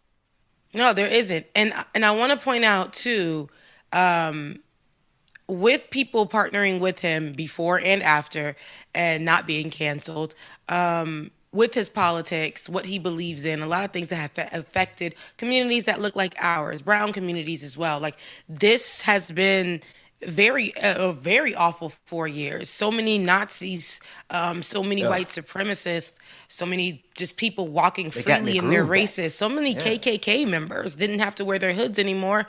They just were out. They no longer had to hide, or meet in the middle of the night. They were just out because Donald Trump allowed them to be. He called the people who were murderers, people being on one side of it, not wanting to. He never wanted to call somebody or something, a possible murderer, a racist, a domestic terrorist. He never wanted to use that. It was always, that may have been terrorism, but let's not forget what happened in 9/11. So let's continue and push things like Muslim bans, on these Middle Eastern countries, because they're all Muslim. And I'm putting this in air quotes, y'all. So, there was so much racism involved in that, and so many laws that he put in place that were taking away from African American communities. He started pushing in place a lot of these laws where we had to start fighting for our votes. We were already fighting for our votes. We didn't even have much. And when he became president, it was like he was just naming anybody to be put in these different places in these different states. And we're like, we had to fight for a lot of these things, and these started to take them away from us. People thought we had a tax break, we were getting a little bit more extra on our paychecks, that was such a great thing. Fighting for healthcare did not feel good in that moment. It didn't. If you weren't a business owner, you weren't succeeding. So I don't know. There's so much that goes into that, but it leads me into this. It's like people say he's good for business, right? He's good for business. So let's separate him from what he did those 4 years to America, to American people, to American minorities. Let's forget about all of that. And I can't, because when I look at, same thing when I look at Joe Biden, if he continues the trajectory of his presidency in this manner that he is in now, I don't really care about the things that we can't see that he's doing. You know why? Because 9 times out of 10, it doesn't really affect me or my babies that I may have, that I will have. My baby Unpack that babies. for me. I remember people say, when Donald Trump was president, right? He done did a few things, and I'm like, okay, will that help me? Will that affect me? Then me doing more research, it was only really applicable to people with businesses and certain amounts of money. So when I see Joe Biden, people are naming these things that he's doing, and I'm like, that sounds really good and that's great, but this is not what he campaigned off of. He campaigned off of things that the poor middle class is tangible for us, And right now, some of the things that I'm saying he's doing is not tangible for us. The student loans thing was tangible for us. Not them being sued and us having to tap in and say, oh, okay, does this apply to me? No, you actually said you were going to remove a certain amount of student loans, which would help us, which would assist us, the poor middle class. And so, he also said what he would do for immigrants. Now, this was something that this man, and I'm going to go hard on this because this was something that this man pushed and pushed and pushed and pushed. When Title 42 was brought about again by Donald Trump, the whole world went crazy. That's Title right. 42 was kept and fought for under Joe Biden, who said and campaigned that he would protect immigrants, specifically Mexicans and Haitians. He had words for Haitian immigrants. He said how he would protect them, give them access to asylum in an easier way, even partner with the people in Haiti, the government in Haiti themselves, so that he can find better options. This was way before his presidency. I think this was a tweet that he made in 2019 or 2017, one of those years. And then as he began to campaign, he continued pushing those. So it was things that the poor middle class or the immigrants, the people who were actually struggling, you can see their struggle. He was campaigning off of those issues. And then he gets on and it's like, I mean, let's not forget what he said when he was campaigning too. Look what I've done for the African American. We have to remember those things. So I feel like a lot of people aren't holding him accountable where they should. I think we're just holding him accountable and saying, but he did this. And my question to you is, how is that how is what he did here affecting you right now? Yeah, okay. No, thank you for unpacking. I thought that's what you were talking about, but I think a lot of people needed to hear that fleshed out because that's the game, right? And that's the game that we kind of I want to say we, but I don't include you and myself because we've been doing this long enough to peak game. But there's a lot of people who fall into that trap where something is reported as good news on the TV, but when you really dissect it, you realize that ain't good news for you. That doesn't help you pay your rent. That doesn't help you with any of the things that you have to accomplish. When the stock market goes up, it doesn't matter if you don't have anything in the stock market. There's two entirely different economies. And I felt that's what you were talking about. And I'm feeling that, Rebecca. Yeah. I told you I was trying to say it how I feel it. And sometimes it don't come out where I can say it how I feel it, but you gotta let the Lord use you. Yeah. And then to Mark in the chat though, who said Black Morticia Adams is spitting today. I'll take it. Because Morticia is a baddie. So I'll take it. I'll take it. Tell Mark S to get out of here, man. He always love everybody in the chat room and the fact that we actually do know you all. We know you by name, especially if you come to the patron party, patreon.com/like it or not. We get to know you by name. I'm trying to find something on the Twitters. Are you have any other story? Because if you do, I'll follow you. But if not, I think there's something that you and I should talk about specifically. Okay, yes, I do have another story, but what you trying to go to? I'll wait for you. Well, I'm trying to find. There's a Twitter space that's going on. It's been going on for hours. That is putting a divide in the diaspora. You know that old story. You and me been here a long time. We've been dealing with some of these clowns for a long time. But I can table that until you get what you got. Okay, I really just wanted to discuss. Joe Biden pledging to nominate a Black woman and how everybody's saying, because it's funny, everybody's looking for Joe Biden to nominate a Black woman as promised, right? Mm-hmm. So there's 5 who could be up for the job. When they discussed, who's going to replace her, who's going to take that seat, I would instantly say, didn't Joe, look, me instantly, because I was just reading the little title. I said, didn't Joe say it was going to be somebody Black? Because he said it was going to, now if he don't promise this, now, everybody is saying that it's going to be someone Black. But I feel like then, and maybe this is, again, let me just get my conspiracy hat and just put it right here. It's one of those things, where I feel like it's like you said, a trick of the trade. It's another moment. I know that he said that, he was going to, and this is my opinion and my own, I know that he said that he was going to vote for someone Black. Put somebody Black, in this seat. But it almost feels like we got to get something going here. The people of color are starting to be shifty. And what was one of the promises that I made that I need to really lean into and actually pull through? And that was putting somebody Black in this seat, particularly, the Black woman in this seat. I feel like this is one of those times. This is going to get him where he needs to be for next year's, numbers, percentile. And that's just how I view it. Now, he better put somebody Black in the seat because that's what he promised us. But don't just put somebody Black because they Black. I want somebody Black who can do the work because you partnered up with somebody, a minority. And I feel like, what was the reason? If they just go for any Black woman, they've already started floating Candace Owens's name. So it's not, we don't want just anybody Black. We don't want just anybody black because they're a woman. Like you said, we need people who going to do the work. We say, woman. They're a woman. Woman. That's how you say. Yeah, Dwayne, there's that clip right there. Tucker Carlson actually talked about this last night. We'll get to that in a minute. Go ahead, Rebecca. No, whatever clip we could play, let's play it. But I just want to point out that Joe Biden said this back in 2020 that he'd hoped to appoint a black woman. And I know we're trying to hold him accountable right now. I really do. But I really hope that this is not just another black woman because it's a black woman.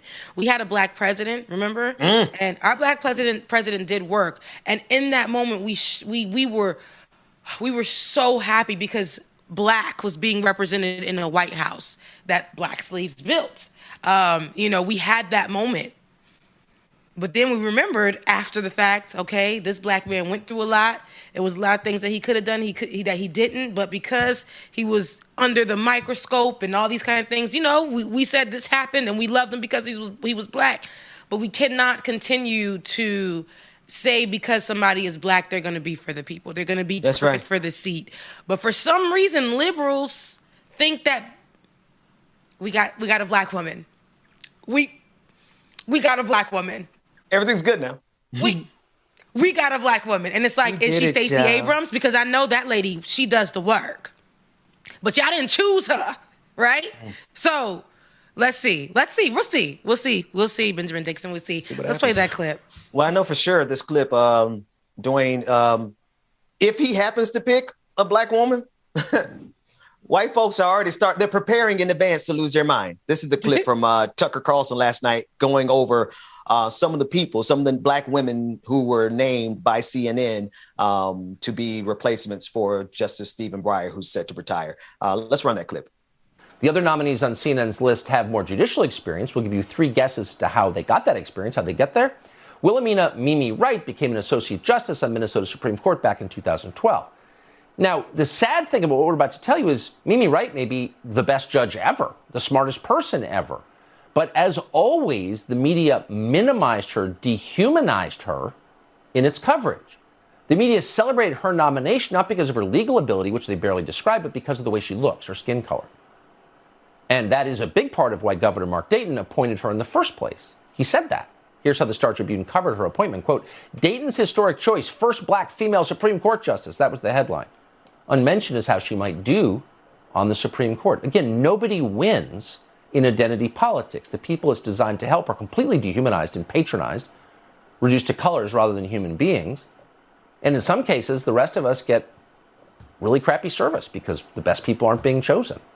That's just true. Ability is the only criterion that matters. Skin color is irrelevant. You can't tell me in a world of Donald Trumps and Tucker Carlson and all these mediocre white men that ability actually matters in the United States of America. It doesn't. Go ahead, Rebecca. It really doesn't. It really doesn't. Ability doesn't matter. Honestly, just hearing Tucker he got his draws in a thong right now because it is crazy that he's like, I don't see color. Color shouldn't matter. Okay, y'all was just mad because y'all was saying black folks is getting the vaccine first, black laws being made. We need to stop talking about black history. It's you guys definitely see color because every time we just try to put black people in spaces where y'all don't see color, it's like we shouldn't focus on. We should. Yeah, we definitely should because there are a lot of qualified black people that should have been seated many a time that couldn't be seated because the history of America, the history of the White House, the history of law, all of that, they never could be seated. And now you guys are up in arms about it. And the funny thing is, Ben, you said, white people are going to lose their minds, but they're going to lose their minds on both sides, right? You got the liberal white people, they're going to be like, oh, remember, she's black. We have someone black. Joe Biden not Ben. Joe Biden has somebody black seated, and this is all we can ask for. How could you say that Joe Biden is not a bad president? How could you say he's not doing what he did? He promised someone black and he gave us someone black. This is it. We're moving forward. And then for the, the right, they're going to be like, ooh, wow. So how are we going to start another terrorist attack?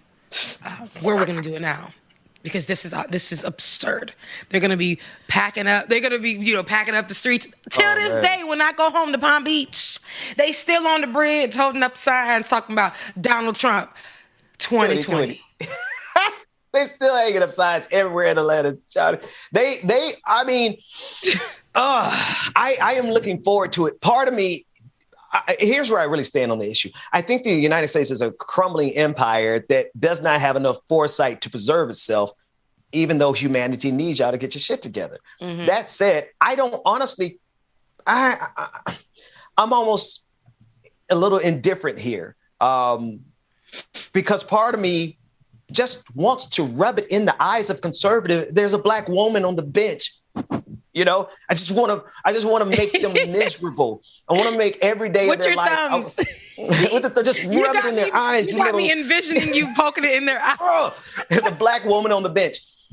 At the end of the day, I fear that Joe Biden is going to find that one black woman who probably won't do anything for black people because that's what the Democratic Party specializes in. Sorry, did I say that out loud? Yeah. But at the end of the day, and I pray that's not the case. I pray that's not the case. But I know he's already done it. He's already done it. All right, folks. He's already done it. On Twitter. No, you ain't gonna do that. You ain't gonna bring me into that. That's beautiful, you. Look, beautiful gowns. That's you. That's you, Rebecca. Beautiful gowns. I said it. Listen, I said it. I got 4 fights that I am fighting over the last 5 years. You are not going to draw me into another one. But the thing is, I've learned when we don't say something and I root for everybody black. I did not like Kamala Harris's politics before she even, was in this considered for the seat. But I will say, I gave it an opportunity. I gave it a chance, right? Because I'm like, listen, thank God I wasn't. We have to start moving forward, and let's see what she's gonna do for us. Just call me Ray Charles. Call me Stevie Wonder, because I ain't seen a thing. Woo, man. I'm just grateful. All I gotta say. Like, if we're gonna be honest, we have to be honest. And I want somebody to be, if Joe Biden wants to take credit for bringing along somebody of color, bringing on a woman of color, I want to see somebody who's about to do the work. I can't deny that even though she's not even in the limelight, Stacey Abrams, I mean, in that way, she's doing her thing. She doesn't need to be told what to do because we can literally look at her history and believe if somebody were to seat her in any place, we know that she's going to do the work. It's going to get done. Yeah. I don't disagree with that. Without a shadow of a doubt. I also know, but I'll put it like this. Odds are better. And I know this from experience. Odds are better that you're going to get somebody who's going to fight for justice all the way to the end of the world, hell, to the end of the universe, if you get a black woman in there. The odds are better. You put a white conservative man in there, you already know what we're going to get. So if you really want justice, I think your odds are better, but it can't just be any black woman. The odds are in our favor, though. So. And I love black women. I'm a black woman. Mm-hmm. So some of my best friends are black women. You're right. My mom is a black woman. My daughter is a black coming. She's going to be a black woman. Yeah, she's a little black young lady. Oh, man. So. Whew. All right, you want to talk about some other stuff that'll get everybody in the tizzy? Or you want to leave that? Are you going to play that clip that you tagged me in on the people's social media? Oh my God, I should get that clip. On the Instagram. Oh no. Rebecca, can you drop that link in the Slack? I definitely will. We got to say that for the after party. We got to have some scruples about us. We got to have some class about us, man, because that clip from the People's Court, it's going viral on Instagram right now, of the black woman who said that she knew she was in trouble when she saw that other lady's hair. I don't know if I've ever laughed as hard. And I also know we're gonna get in trouble for playing it because, damn, this was cold. It's okay. Let me narrate it. Like let me lead that so you don't. Okay, you lead that one. I gotta lay some cover fire. But go ahead. Let's move on. Only other tip. I don't have all the details about this because this is happening in real time. Just trending on Twitter is the word Africans and the word I don't even want to. Tariq Nasheed. I'll mention his name without any descriptions. The reason this is important for me to bring it up here, Rebecca, is because you and I, we're both Black folks are of the diaspora. I don't care where you are, you're part of the diaspora. And those are, for those who don't know what that word means, it basically means that we are people who have been removed from our home and dispersed across the globe. Right now, there seems to be a brewing argument, another one, a new one. It's always every so months we go through this where there's the divide and conquer tactics, pitting African Americans, Black people born in America who are the descendants of survivors of slavery, pitting us against those who are the survivors of either slavery and colonialism or survivors of colonialism. But we're all survivors of white supremacy. It blows my mind. It boggles the imagination that at a time when we need the most solidarity, not only across our own race, but all the races, it makes absolute no sense to me for us to facilitate a conversation that's about nothing but dividing the diaspora and getting us into the diaspora wars. And this is what's trending. So it's the conversation on Twitter about, the usual stuff. Black immigrants are doing this. Black immigrants are doing just anyway, Rebecca, what you got? But why is this being brought up? And here it's like because there's a 14-hour Twitter space that's still going. I'm trying to find it. With nearly 5,000 people in it, where they are discussing the problem. Twitter Space is Clubhouse thing on Twitter. It's Twitter's version of Clubhouse, yes. Okay, gotcha. Yeah. And so it's been going on since last night. I popped my head in real quick to see what it was about, and it was about 2,000 people. And then when I woke up this morning, it was about 4,000. I don't know where it's at now or if it's still going. You're probably all yelling and screaming in the chat. Yeah. And it's doing nothing to help anybody of any especially right now. Back then, it was hard for people to actually have healthy conversations surrounding the diaspora, being black in America, being recognized as, a Black person from outside of America, or being raised as a different nationality. It's just so much. But then when we sit down and really just look at it, like you Black just like me. Like the police officer, he saw you and he didn't give a damn because you Black just like me. You got history where you guys were enslaved and brought here just like me. Like what do they say online where it's been a little quote where the only difference between us is just a different boat stop, on the line after they picked us up and threw us on these boats, but it's a different stop. Some of y'all stopped over here. Some of us stopped in the islands. That's just what that is. All of us were forced over here, or a majority of us were forced over here. And a lot of us were slaves at one point to the white people, whether they were French, the European, the Spanish, and whatever it is, we all were forced here by people that didn't look like us. And that is problematic. And then to land, and understand this, Black folks, to lands where people already inhabited those lands. We're talking about indigenous people who were mostly killed off of their own land. Yeah.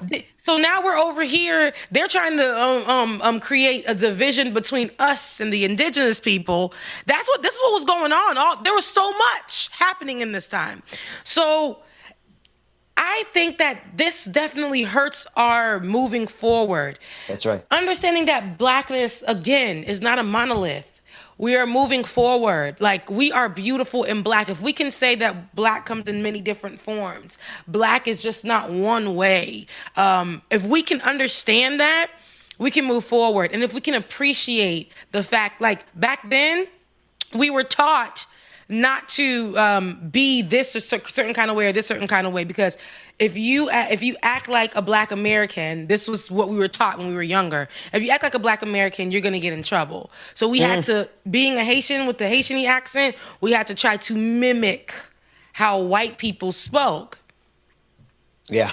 And now realizing this is all just ridiculous division that was created, and then not knowing that so many of the Black Americans are being told, but you're American and they're not. They're all coming over here and stealing your jobs. That's right. Again, when the police officers look at us, when we don't say anything, they don't recognize the accents from either one of us. They just see Black people. They see target practice, right? When we're going in for a job, they don't give a damn about your accent. They want to know about that skin color. After they see the skin color, now they can move down the line. And how this educated Black person who just may have a country accent talk. So now they're checking those boxes as something bad. Now, this one's an immigrant. Checking those boxes as something bad. We all are fighting the same fight here. To echo what you're saying, do you remember our brother? He was a worship leader, the Black man who was killed, Botham Jean. Yeah. He was an immigrant from St. Lucia. He was born in St. Lucia, came to the United States. And when that white woman pulled the gun and shot him in his own apartment, do you think she qualified whether or not he was a descendant of slaves? No. Because those people are probably like, well, the history of my people are indentured servants. So I'm not like white like everybody else. Like I come from a history of indentured servants. You know, my family had red hair. Rebecca, you're awful. Because I ain't gonna tell you. See, but these are the arguments. They're stupid online, but there's so much stupidity happening. Wait, I gotta stop. The best kind of shade is the one where you have to think about it for 1 second.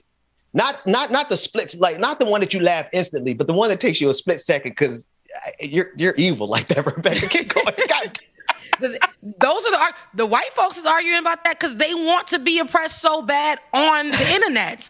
You think that we want to be keep talking about our history of oppression? No, we want you to be reminded of that. We're trying to move forward in our lives, but we can't. But y'all can't move forward because y'all never really acknowledged it. Y'all being America. So don't drag us into the divided conversations and stuff. We're trying to move forward from that. We are trying to realize that, listen, there are Black people in America.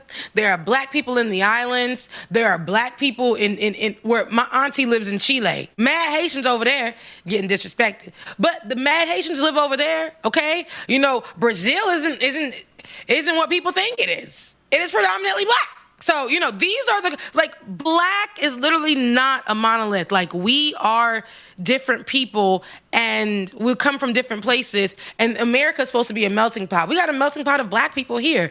Don't create a divide because there's a divide between, you know, Black Americans, Black people and white people. Don't try to create it in the midst of our Black community. We're trying to come out of that. We really are. Ain't nobody got time for that. You think I'm gonna slow down and be like, hey, yeah, you know, I this system, you know, I wouldn't because I'm married, but like, you know, I'm gonna slow down and be like, sister, I would kick it with you, but you from Jamaica.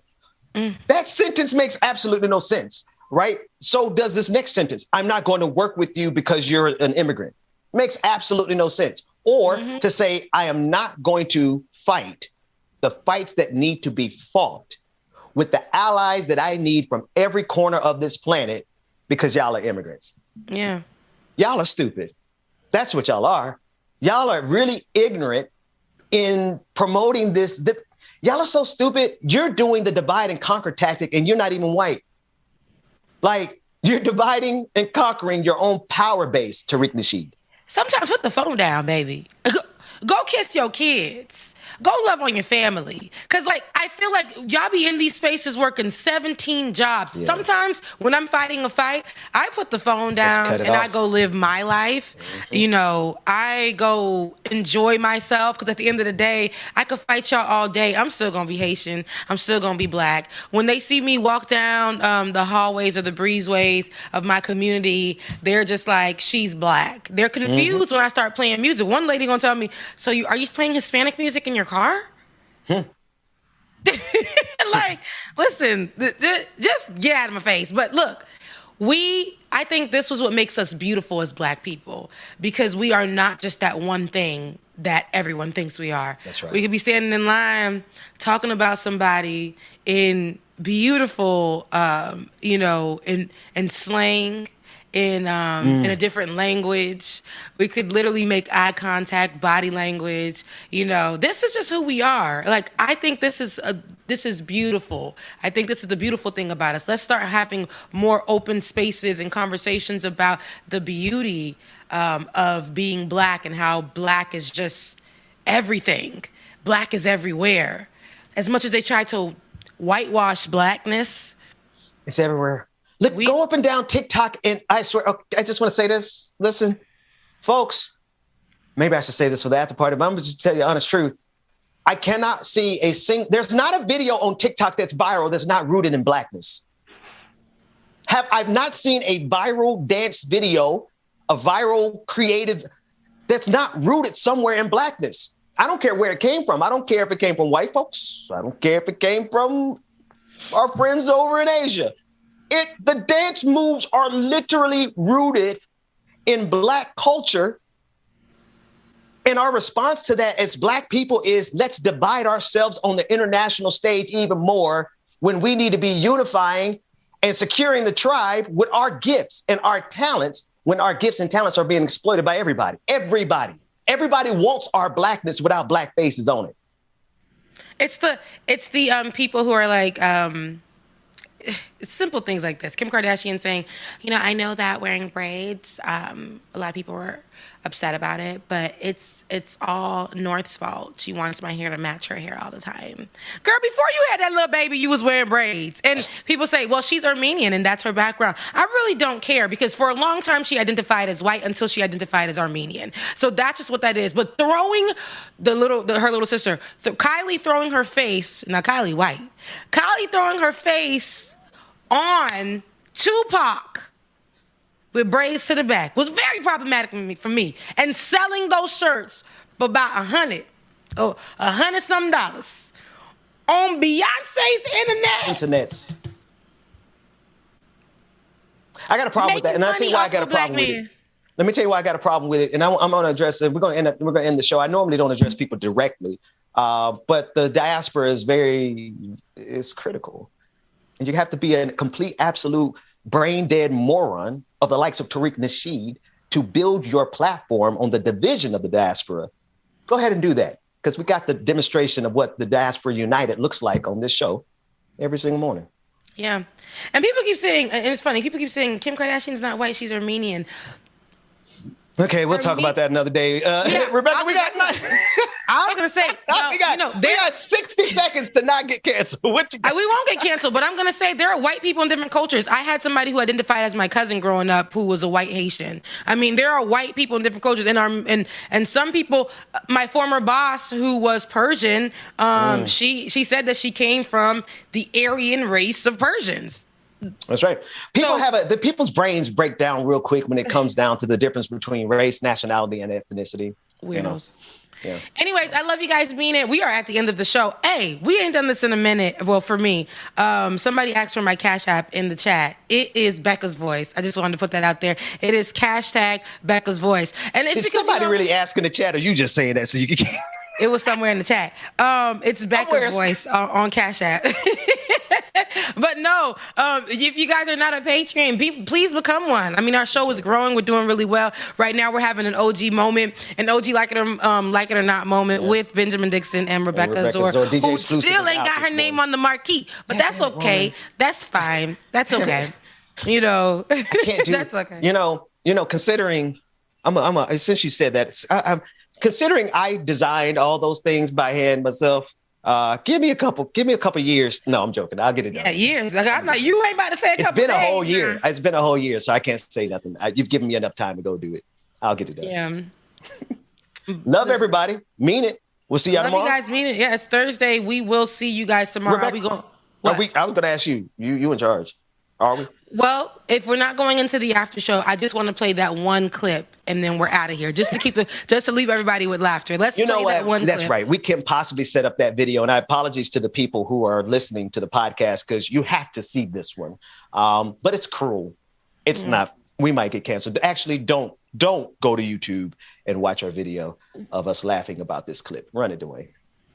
Loses, gets nothing. Ms. Howard, what do you think? Play some music. She lied, and I should have known better when I seen her hair. I got to feel you were somewhat worried, weren't you? I mean, $9,000? I wasn't worried because... Get us out of here! Go, no! Go home! I love you guys. Bye. I could really use a change of scenery. Yeah. Everybody smoking all the greenery. Yeah. Close the match 'cause they were handed down to me. But I'm still fly, I know. I'm still fly, let's go. It could all be worse, I could be a hater like you. It could all be worse. Clothes to make the man, but that poison's gonna kill you. From the inside out. So right now, say it with your chest now, say it with your chest now. I'm young, I'm free, can't nobody take me here and now. It's my time to run it out. It's my time to ride it. I'm young, I'm free, can't nobody take me here and now. It's my time to run it out. It's my time to ride it out. It's your time. Oh. Cheers to all the haters, 'cause you proved to me that rising to the top was my destiny. And you can see whatever from behind me, but I'm still fly, I know. I'm still fly, let's go. It could all be worse, I could be a hater like you. It could all be worse. Clothes to make the man, but that poison's gonna kill you. From the inside out, it's time